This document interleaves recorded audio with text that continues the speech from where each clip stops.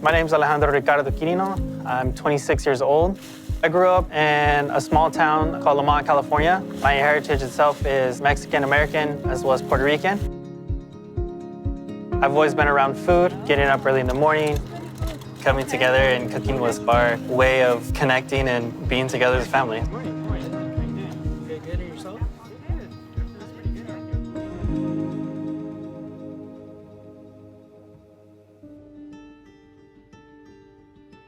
Growing up in elementary school, I was sort of ridiculed a little bit for wanting to cook, but being able to produce food and for people, for them to enjoy and bring a smile to their face is something that I just really love.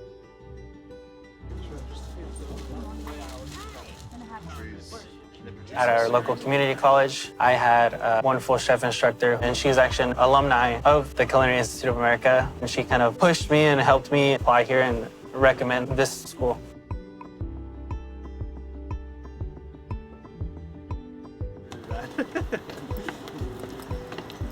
When I got accepted, my grandfather had passed away, and it was very, very hard for me, but I felt that this was his way of giving me permission to kind of pursue what I really wanted to do.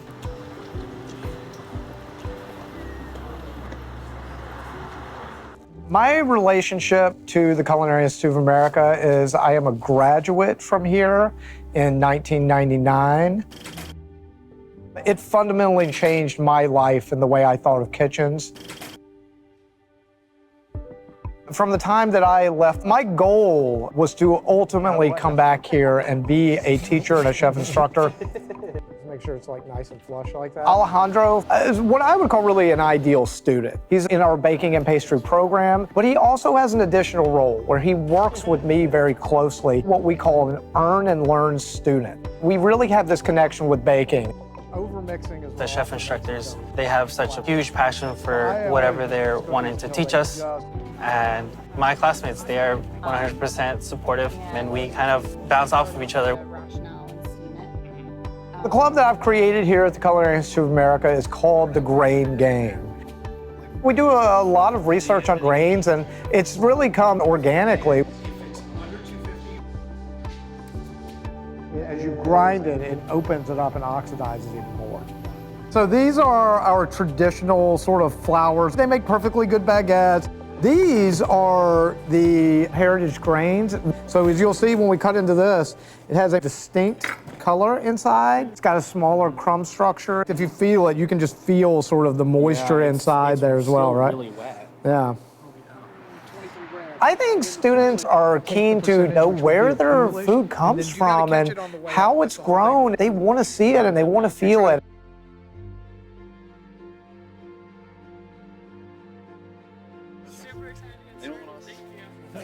Yeah. Who's excited to plant wheat?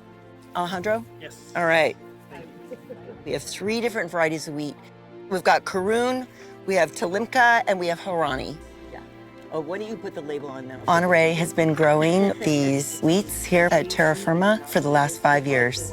Mostly what these old grains offer as compared to modern wheat is they're more genetically diverse. They're high protein, nutrient dense. They may be bred through farmer selection that happens naturally over time in a field, but they haven't been to a science lab. I'll probably continue research. Honoré Farm and Mill is really dedicated to getting these seeds out of seed banks and seeing which ones grow well. I grew up in Tennessee on a small rural farm. It sort of takes me back to my roots. The community that I grew up in, the hard work to get food from the fields to our plates is something that I am really connected to. Okay, so this is a traveling mobile mill, so we'll all have a chance to mill some flour.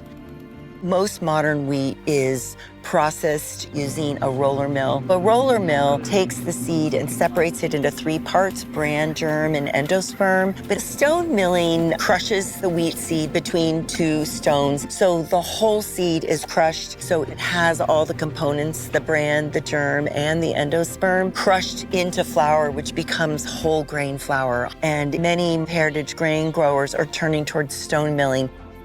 So the seeds drop down in the middle and they get sliced first and then they get ground. That's where the flour comes out. To be able to get into the fields and be able to plant those wheat that will eventually flour in was a really amazing opportunity. These are the 4 different kinds of heritage grains. This one is called Rouge de Bordeaux. With heritage grain flour, we have found that you can make virtually anything that you can bake with the flour that's around us all the time. One of my dreams for the future is to be able to open my own Mexican bakery, my own panaderia/cafe, with everything that I've learned and be able to incorporate some of my culture and traditions. Being here has really opened my world. It's been such an amazing journey.